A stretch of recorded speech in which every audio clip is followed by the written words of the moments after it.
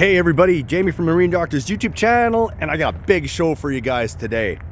I think we're gonna talk about 3-4 different things, and we're gonna start it off with that boat is still here and there's a reason for it.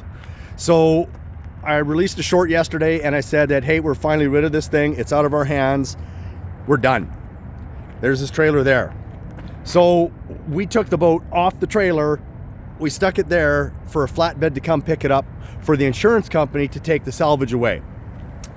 About 3 o'clock yesterday, I got a call, and it was the insurance company, and they said, well, we don't need the salvage. Now, what in the heck am I gonna do with that? You know, you know what? I don't mind having it here because it's something that's really cool to talk to people about, but I don't have the room for it, and it's eventually going to turn into a dirty, rotten mess. So the insurance company, they said to me, well, can't you load it onto a flat deck, take it in, and we'll pay you for your trouble? And I'm like, well, no, because that's not what was said. It was said that you guys would pick this thing up and get rid of it, and then I wash my hands at it. So we're still waiting to hear back from the insurance company to see what's going to happen with that. Okay, number 2 is, and number 3 is, I sold 2 9.9s this week, and they got some pretty good stories behind them. And I'm going to answer the question of what happened to that fake Yamaha that came back. Okay, so we'll start off with the first 9.9. So the story is this. A young lady, she brought in a 9.9 Suzuki that she'd bought for her son to use on the lake, obviously, and he's 13 years old, so she didn't want anything that was going to be too big. So they took it out, they used it for 2 hours, the engine stalled and wouldn't restart, so it ended up on my doorstep. So long story short, I checked the compression. The compression was low on one cylinder, it was 60. It knocked out the spark plug.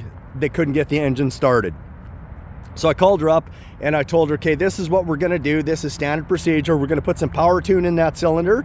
If it doesn't cure the problem, you're gonna have to get a new engine, okay?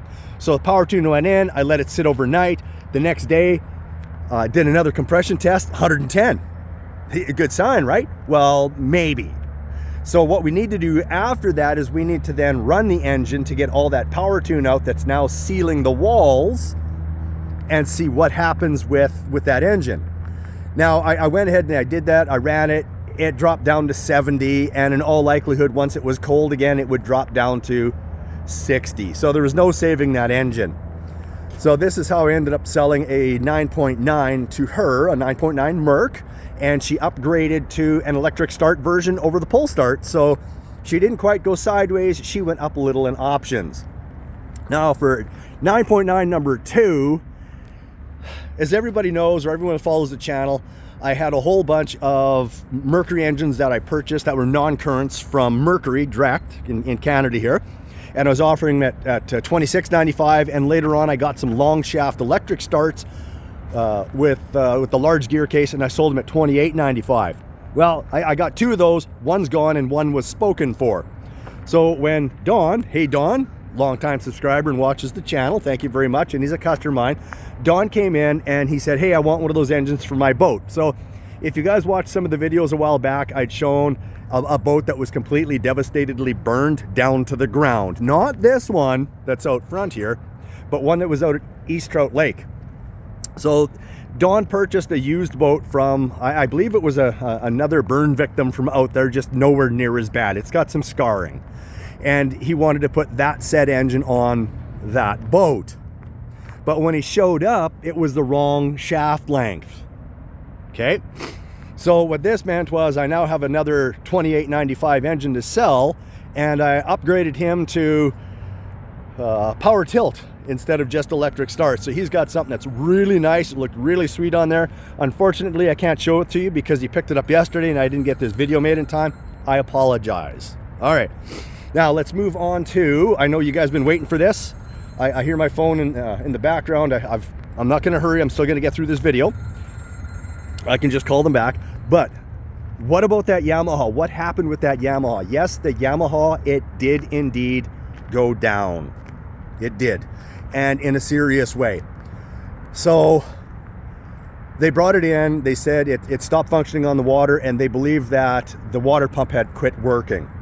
So I popped it up onto my stand, I pulled the spark plugs out, and I did a compression test on it, and lo and behold, low compression. I think it was around 70 pounds on the top cylinder, and it was 120 on the bottom. So 120 is the norm for them, and that's what we expect.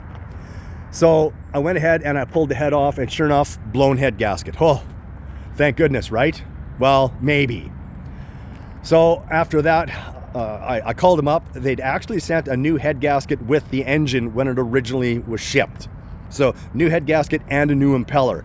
So I thought to myself, you know, what's going on? Why is this thing already burning itself out? So I took the gear case off and I looked at the gear case, and sure enough, nothing's wrong. Everything looked fine down there. So I got to thinking, you know what? When I ran this thing in the tank, every once in a while it would stop pumping water, and then it would start again. It was weird. I thought maybe it was just picking up something that was in the tank, but there's nothing in the tank that it would pick up. So yeah, I kind of just dismissed it as, well, you know, maybe, I don't know, kind of thing, right? So they took it out to the lake. They ended up heating or overheating it. Then it got me to thinking about the water pump. And I looked at the impeller, and the impeller was really soft. So this was the impeller that it was shipped with. So I immediately went over, grabbed one off the shelf, a lot stiffer. So I go, oh, well, here we go. Like not stiff to the point where you can't bend them, just noticeably a stronger product than what was in there. So it got me thinking that, you know what, maybe what was happening was, as they were using it and this thing just wasn't throwing enough water, it kept getting hotter and hotter up inside the head, and then eventually got to the point where it couldn't flow water anymore due to the heat that was being created. I don't know, I'm taking a guess here, because I didn't see any other reason why that head gasket would have blown, other than maybe they just didn't torque it properly. But I still think that would have happened, because I ran it here for 8 hours first. I broke it in for them. Varying ranges of RPM and so on and so forth. That should have happened to me. So it got me thinking, maybe air was getting trapped in the top until such times it finally just got hot enough that it expanded the aluminum too much and popped that head gasket. That's my thought anyway. I think that's maybe what happened. I could be wrong. If anyone else has anything else they'd like to add to that, I'd appreciate that, but I think that's what's going on. So we popped a brand new impeller into it. I replaced the head gasket. Compression came up to around 120, so there was a little bit of damage in there, but not enough for concern. And if everything still works out, they're going to take it out. They're going to try it again this week. So he's going to let me know, and maybe I'll have another follow-up video with regards to that product, the fake Yamaha, and we'll see how it's holding up. Oh, one other thing that they did mention, and I don't know if this was related to the head gasket at the time, but it was suggested that that engine doesn't create as much power as the regular two-stroke 15s that they'd been running. So that got me thinking also is, what if it's stamped as a 15 and they put a 9.9 carb on it? So I think maybe what we'll do is, the next time if I have it in with another one of their engines, I'll take a carb off one of the 15s and slap it on there and try it in the tank. And if you guys have watched some of my videos, you'll know that I've done some comparisons between 8s and 9.9s and 2.5s and 3.5s to see what the difference is in power. So if I take that carburetor off of 15 after I've ran the fake Yamaha in the tank, okay, hear me out, it's a process. Run the fake Yamaha in the tank the way it's set up, okay, measure its max RPM, don't change anything else other than swap a 15 horsepower or a known 15 horsepower carburetor onto it, and see if I then indeed get more power out of it, which would then lead me to believe that they've got a 9.9 carburetor installed on it. One other thing I wanted to mention about the fake Yamaha is, when they shipped it, the skeg was bent, but there was no damage on the box, which means that the skeg was actually bent before it was even stuck in the box. How's that for quality control? Anyway, like, subscribe, comment below, and I really appreciate you guys watching, and I will see you guys in the next video. Later.